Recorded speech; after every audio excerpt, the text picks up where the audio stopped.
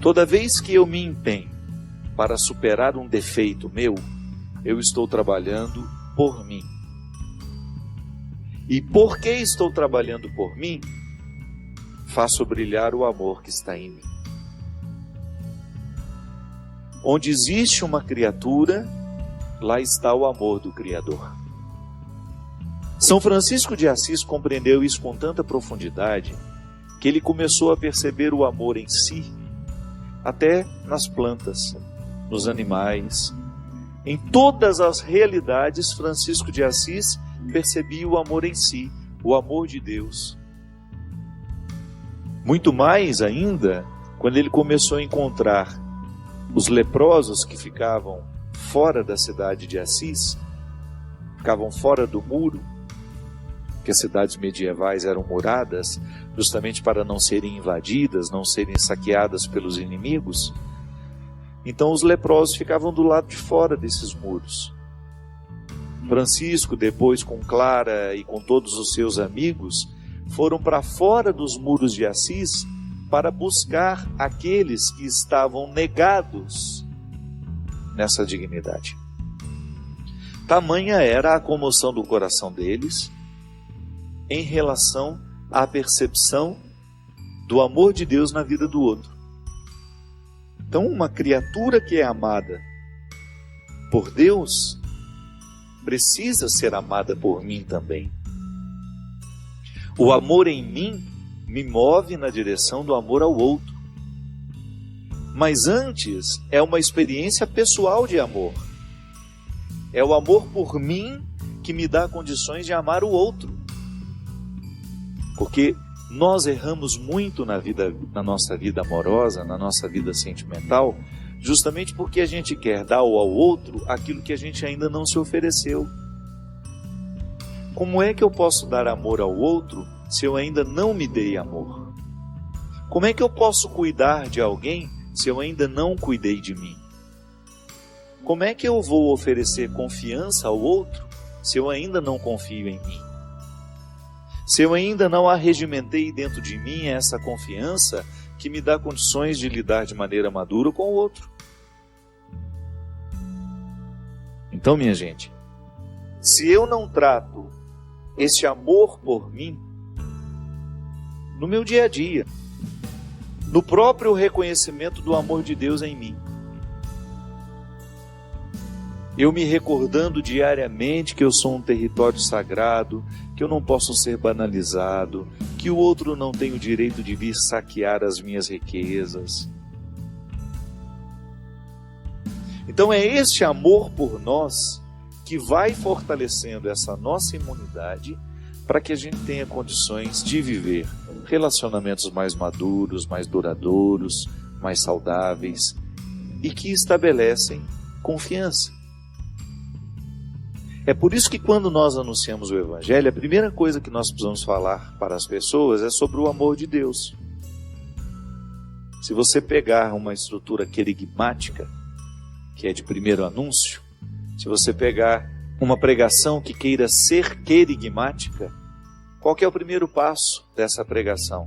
Contar ao outro que Deus nos ama. Anunciar ao outro que Deus é amor. Contar aos que não sabem, recordar aos que estão esquecidos. Deus nos ama. Sem essa compreensão, minha gente, nós não vamos a lugar nenhum. Não existe conversão. É o primeiro passo de todo o processo de conversão, é a gente assumir na nossa vida a certeza do amor de Deus por nós. Aí você pode dizer, padre, mas eu sou tão miserável. Se o senhor conhecesse os pecados que eu pratico todos os dias, justamente. É por imaginar isso, é por saber que é assim. Todos nós precisamos ouvir diariamente esse anúncio querigmático, porque todos nós somos pecadores. E o pecado é justamente uma realidade que vai dificultando a nossa percepção do amor de Deus em nós. Uma pessoa que estraga a sua vida nos erros, nas drogas, na prostituição, na mentira, na injustiça e por aí vai, ela está ocultando o amor de Deus nela. Não é que Deus deixou de amar, não. É que ela deixou de perceber que é amada. O que é pior nessa vida? É justamente a gente esquecer que Deus nos ama. Causa um prejuízo terrível. É a temática daquele livro que está aqui, ó. Foi assim que eu comecei. O Discípulo da Madrugada. O Discípulo da Madrugada foi um livro que eu escrevi ao longo da minha vida. E sabe como que ele começou a ganhar o corpo? Porque antes de um livro virar esse monte de página, ele fica na cabeça da gente, né? Engraçado, parece que tudo vai desencadeando o livro. Os encontros, as pregações que você vai fazendo, parece que Deus vai te perseguindo ali, para você poder formatar as ideias dentro de você e você ter condições de depois escrever. Porque é impressionante, minha gente. Isso aqui faz diferença na vida de uma pessoa. Um livro. Porque ele entra na nossa cabeça e ele vai morar no coração da gente. Ele muda as nossas perspectivas. Isso aqui é a experiência de um homem que falava do amor de Deus, mas não tinha experimentado ainda. E sabe como é que ele nasceu? Num dia em que eu tive a graça, me lembro, não sei exatamente o ano que foi. Eu fui visitar a Adélia Prado, essa escritora que vocês já me escutaram tantas vezes falar dela. E aí, num determinado momento, ela falando como ela percebia muitas vezes o prejuízo humano que uma pessoa experimenta de não saber se é amada por Deus. Ela até brincava, né? Muitas vezes nós vamos à igreja, o discurso é cansado, as pessoas falam da boca para fora, parece que elas não estão acreditando naquilo que estão pregando. E aí ela soltou uma frase que mexeu comigo. Esqueceram de nos contar que Deus é amor. E assim nasceu esse livro. Esqueceram de nos contar que Deus é amor. Ah, mas eu já escutei falar tantas vezes. Mas foi da boca para fora.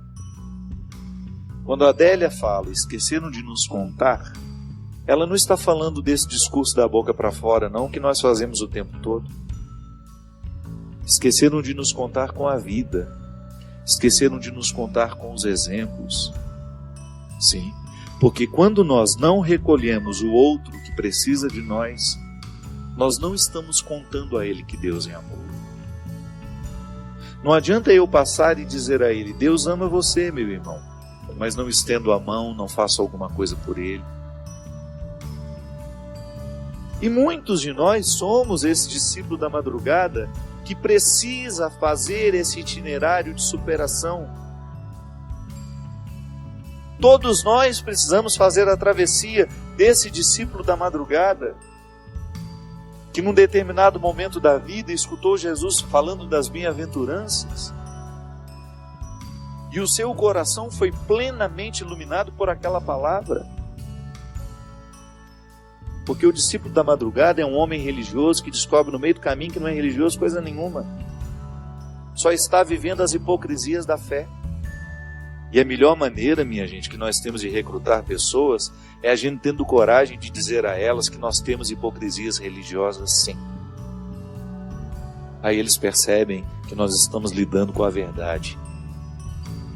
O que expulsa as pessoas da igreja não é quando nós somos heréticos, não. Quando nós falamos algumas bobagens, não.